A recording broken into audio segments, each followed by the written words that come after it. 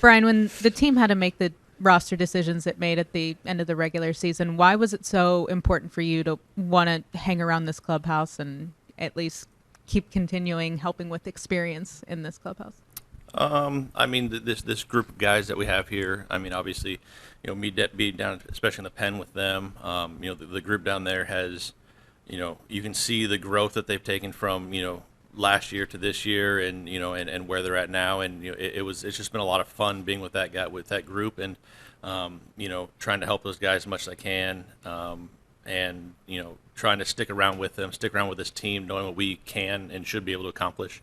Going forward, it was a no-brainer to stick around. Being on the taxi squad, there's still a chance to get put on. Obviously barring things happening, but we have, like I said, a really good group of people just to be around, and there's no point in going home and just sitting there.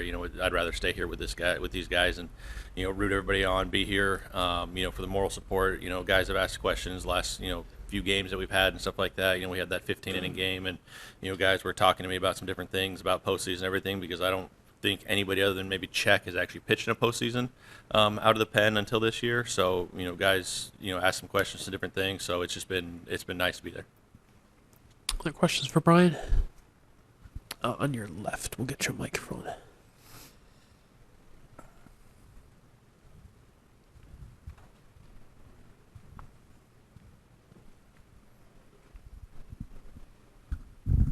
Hey Bryan, what makes Cleveland so effective at not just player development, but seeming to always identify the right guys to acquire from outside the organization?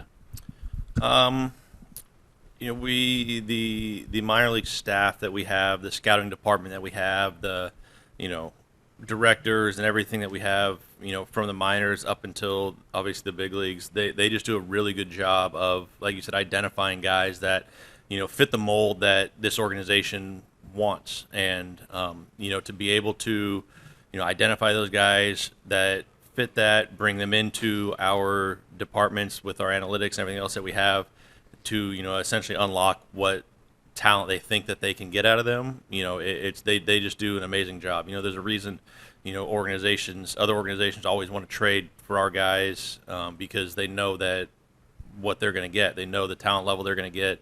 They're always trying to take our, development guys from the, minor leagues. We had a few guys leave over the last couple of years at some different organizations, and, the guys that we have are very coveted, and, organizations want that. Organizations want to, to quote the secrets that we have and stuff. And, some of the guys have been swayed away, but, I think most of them have stuck around here because they know that this organization does what it does, and, they're going to keep developing the guys the way they do, because they're just really good at it.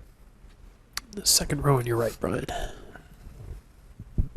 Hey, Bryan. Just ask Tristan about it. But in your years in Cleveland, have you experienced the midges? Never on the field. I mean, obviously they're always around.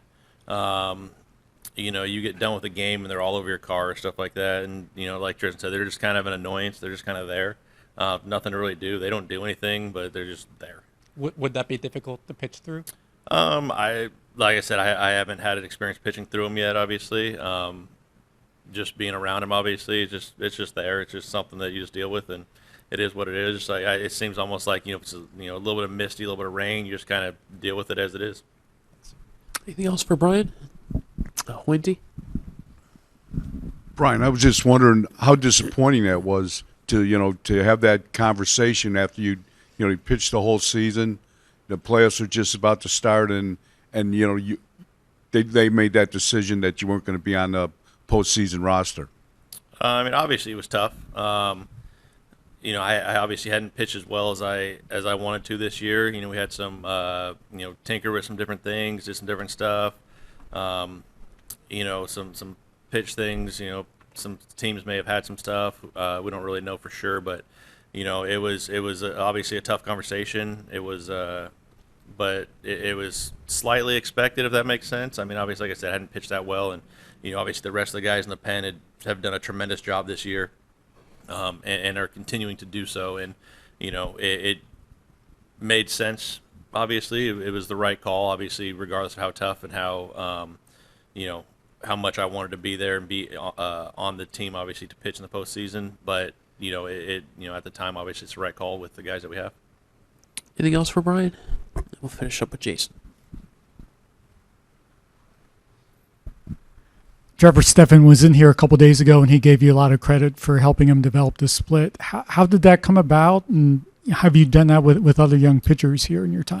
Yeah, I mean, I think it more started last year when we were talking about it. I knew he threw a split, and I was fortunate when I was a rookie coming up to work with J.J. Putz.